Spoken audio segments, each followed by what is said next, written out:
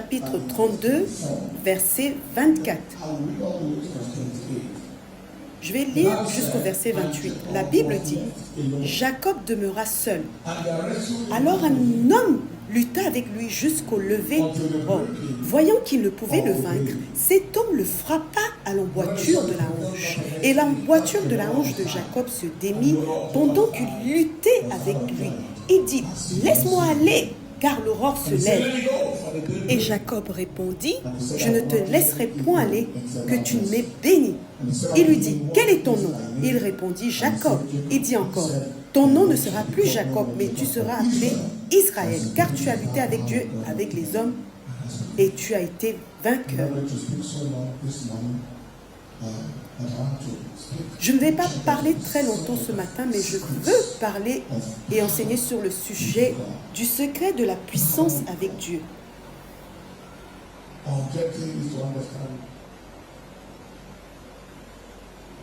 Notre objectif, c'est de comprendre les secrets de la puissance de Dieu et aussi comprendre l'impact de cette puissance avec Dieu. Je crois que le résumé de la domination, lorsque Dieu a créé l'homme et a dit « Soyez féconds, multipliez », dans Genèse 1, verset 28,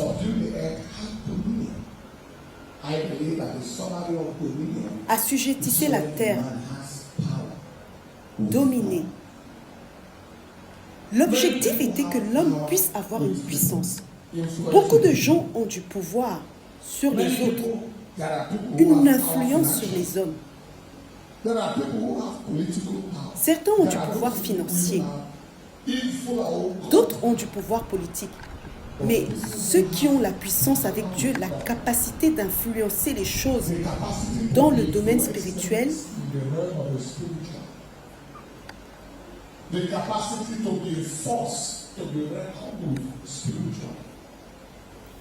la capacité d'être une force avec laquelle il faut compter dans le spirituel, la capacité de provoquer le mouvement de Dieu au moment où il doit agir. Ces personnes-là sont très rares.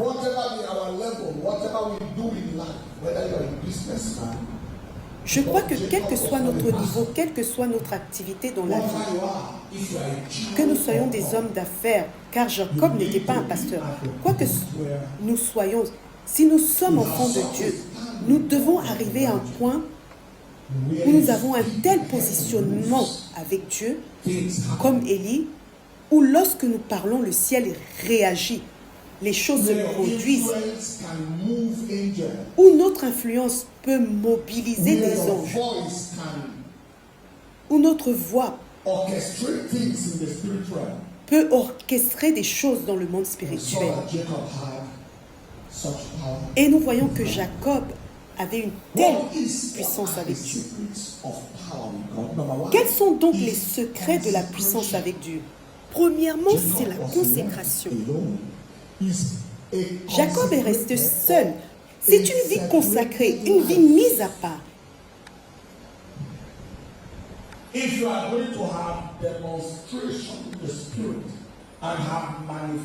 Si vous voulez voir une démonstration de l'esprit, une manifestation de Dieu, vous devez être un homme ou une femme de consécration.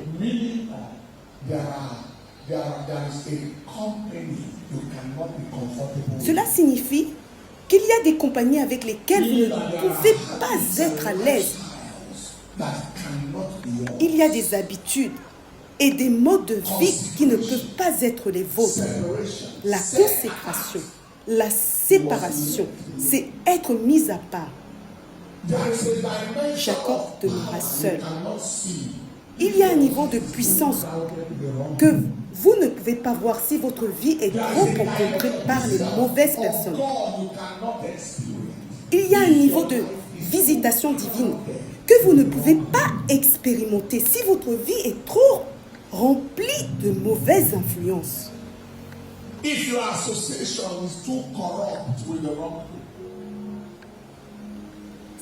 Si vos associations sont corrompues, vous ne pourrez pas avancer avec Dieu. Beaucoup de personnes auraient pu aller très loin avec Dieu, si ce n'était pas à cause de ceux qu'ils appellent leurs amis. Beaucoup auraient pu aller très loin avec Dieu si ce n'était pas à cause de l'environnement dans lequel il se trouve. Jacob demeura seul. Beaucoup d'entre nous, quand les gens veulent partir de notre vie, nous faisons tout pour les retenir. Dieu essaie de vous détacher, mais vous vous reconnectez vous-même. Dieu essaie de vous libérer, mais vous ressentez de la tristesse, car certaines personnes s'éloignent de vous.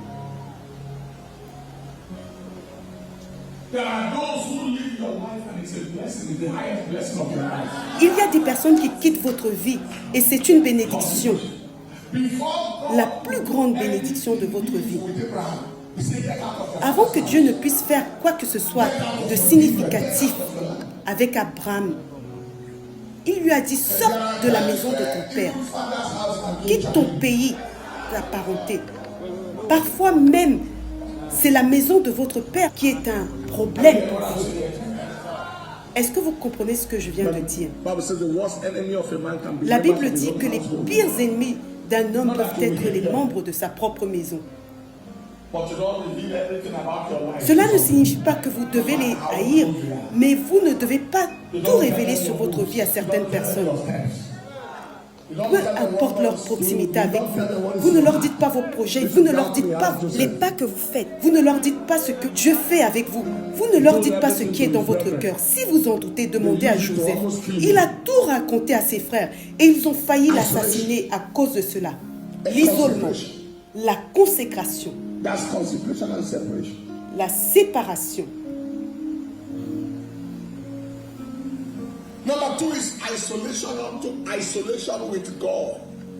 Le deuxième secret, c'est l'isolement avec Dieu. La consécration signifie que vous êtes séparés, mais l'isolement avec Dieu signifie que vous passez du temps seul avec Dieu. Il y a une saison où vous devez vous isoler avec Dieu, où Dieu vous imprègne de sa puissance. Avant qu'une femme n'accouche ou ne conçoive un enfant, cela ne se passe pas en public. Il y a un temps d'isolement. L'isolement pour la visitation. L'isolement pour la transformation. L'isolement avec Dieu. La Bible dit dans 2 Corinthiens 3, verset 18, nous tous qui le visage découvert, contemplons comme dans un miroir la gloire du Seigneur. Nous sommes transformés en la même image de gloire en gloire. Vous passez toute une journée avec le Seigneur. 3 jours seul avec Dieu. Toute une nuit seul avec Dieu. 3 heures, 4 heures, 5 heures, 10 heures, juste vous et Dieu. Vous êtes dans la parole, vous êtes dans la prière. Vous faites des requêtes à Dieu. Vous ne cherchez pas de l'argent. Vous ne cherchez rien de physique. Vous voulez juste le connaître. Le grand problème de notre génération, c'est que les gens sont occupés par beaucoup de choses, mais la vie n'est pas facile. Ceux qui s'attendent à Dieu, ceux qui se confient en l'Éternel, qui prennent du temps avec Dieu, renouvellent leur force, ils s'élèvent comme les aigles.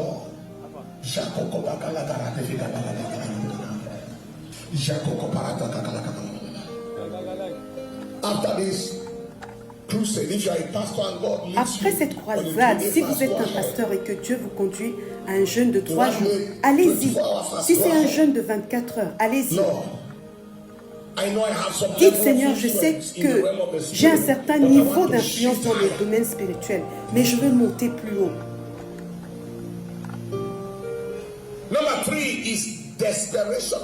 Le troisième secret, c'est la soif désespérée du cœur.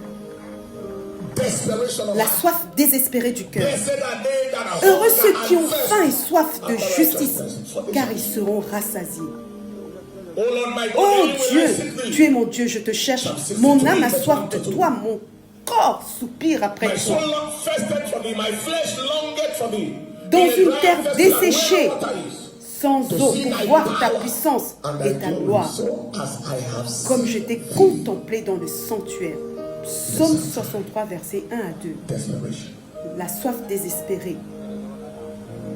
Ce n'est pas ce que vous voulez qui va déterminer si vous allez l'obtenir avec Dieu.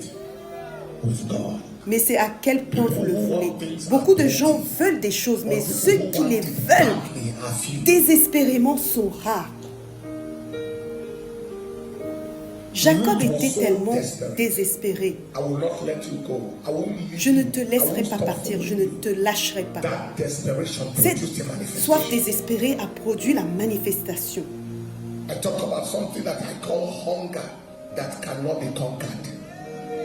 Il y a quelque chose que j'appelle la faim qui ne peut pas être vaincue.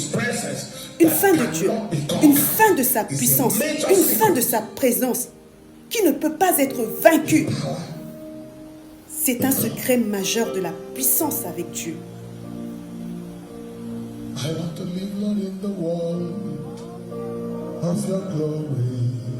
Je veux vivre, Seigneur, dans le monde de ta gloire. Je veux vivre là où tu es.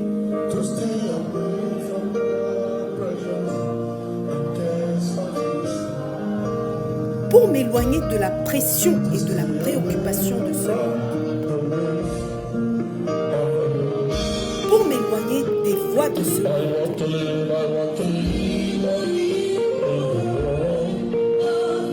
Je veux vivre dans le monde de ta gloire.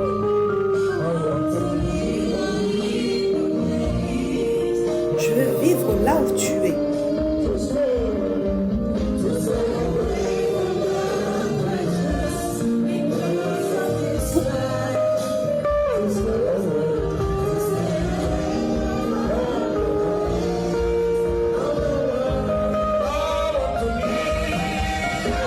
Je veux vivre juste là où tu es.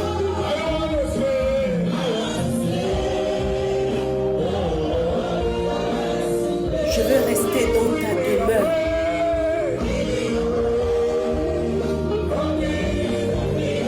Éloigne-moi de tout ce qui m'éloigne de toi.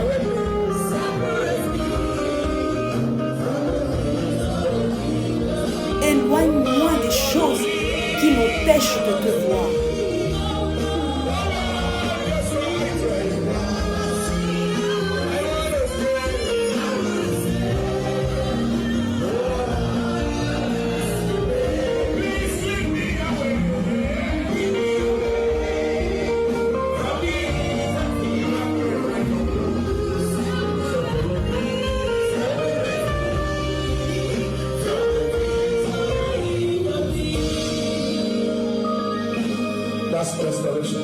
C'est la soif désespérée. La soif désespérée. La soif désespérée du cœur. Quatrième secret. C'est la supplication avec un esprit combatif. C'est lorsque vous priez comme si vous étiez en train de combattre. Jacob a lutté dans la prière. La supplication avec un esprit combatif. Il n'y a pas d'élévation sans combat. Il n'y a pas de force spirituelle sans combat. Il n'y a pas de hauteur sans combat. Vous priez comme quelqu'un qui se bat. Faites savoir au diable que vous n'êtes pas prêt à accepter un non comme réponse. Il n'y a pas d'autre alternative. La supplication avec un esprit combatif. Le cinquième secret, c'est la détermination à rester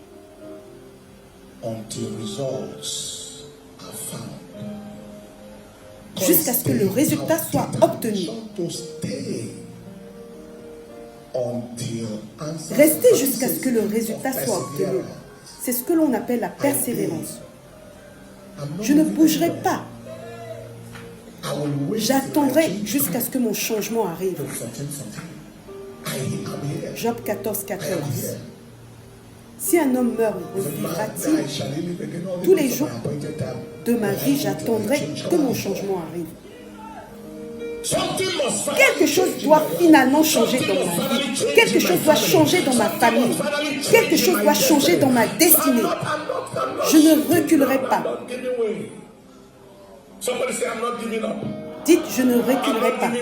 Je ne céderai pas. Je ne m'arrêterai pas. Je ne renoncerai pas.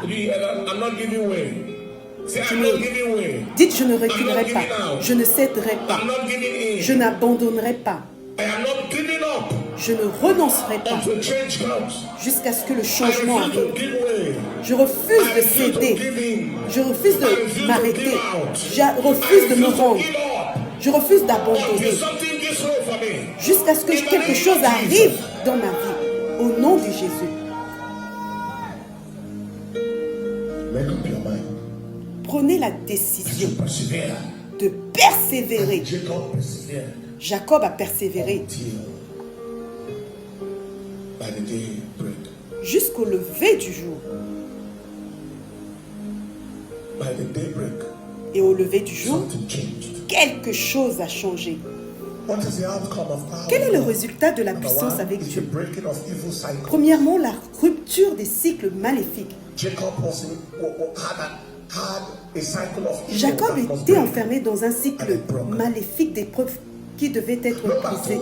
Et il a été brisé. Deuxièmement, c'est la rupture des malédictions. Je n'ai pas le temps aujourd'hui de vous expliquer le niveau de malédiction qui pesait sur cette lignée. D'abord, le blocage des aînés. Ensuite, la stérilité des femmes. Mais Jacob a brisé cela. Troisièmement, c'était le brisement des limitations. Jacob a brisé les limitations. Ton nom était Jacob, mais désormais, il est Israël. Tu étais une personne, mais tu deviens une nation. Quatrièmement, c'est l'émergence dans la puissance. Comme sacrificateur, il avait cette puissance. Jacob a émergé dans la puissance. Il a émergé dans la puissance.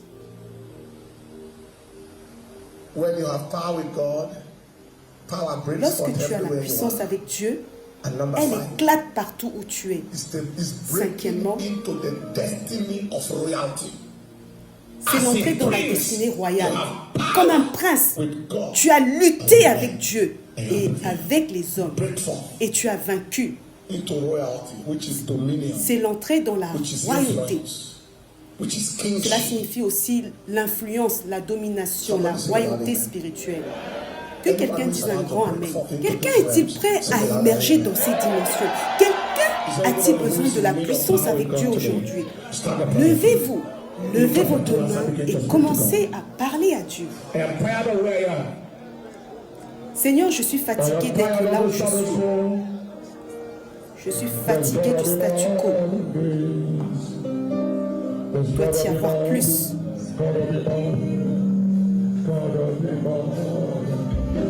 Il doit y avoir plus que cela.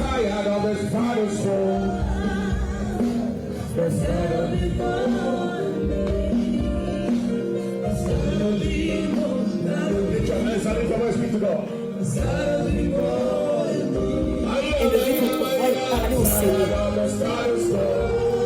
Élevez votre voix et parlez au Seigneur. Je suis fatigué du statu quo. Il doit y avoir plus que cela.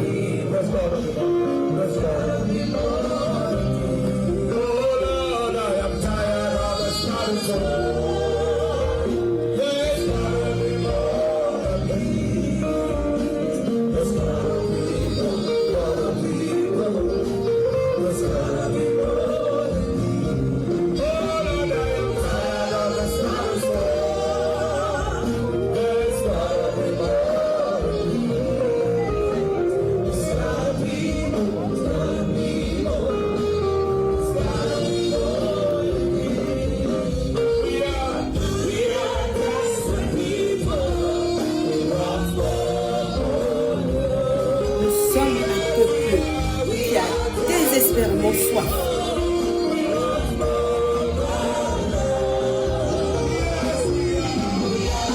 Et qui veut plus.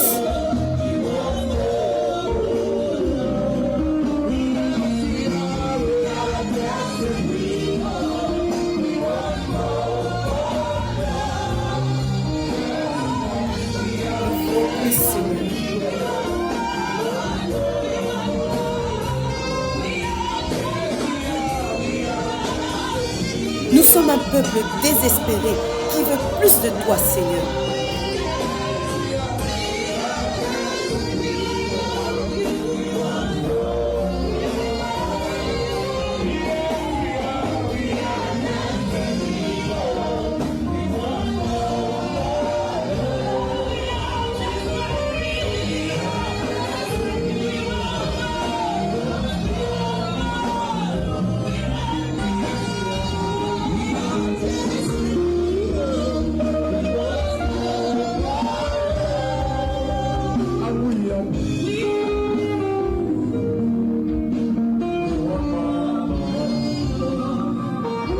Nous sommes un peuple désespéré qui veut plus de toi, Seigneur.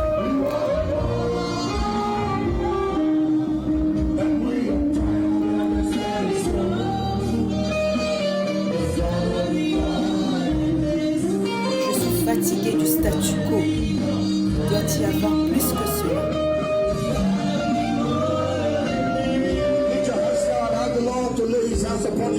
Levez vos mains, demandez au Seigneur d'imposer ses mains sur vous aujourd'hui. Seigneur, je suis désespéré de ta puissance. Je veux avoir la puissance avec toi. J'ai besoin de la puissance avec Dieu. J'ai besoin de la puissance de Dieu. Visite-moi, Seigneur.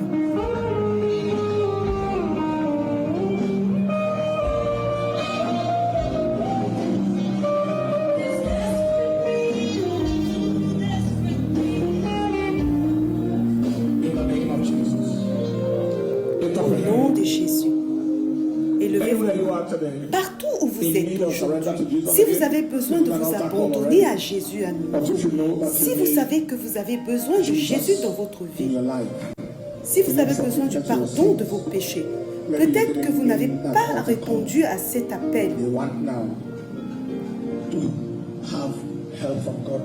et que vous voulez maintenant recevoir l'aide de Dieu pour vivre pour lui. Alors faites cette prière après moi et répétez: Seigneur Jésus, je suis un pécheur. J'ai besoin de ton aide. Viens dans ma vie. Fais de moi une nouvelle personne. Aujourd'hui, j'ai décidé de te suivre, Seigneur. Pas de retour en arrière. Toujours en avant. Jamais en arrière. Merci, Seigneur. Au nom de Jésus. Amen.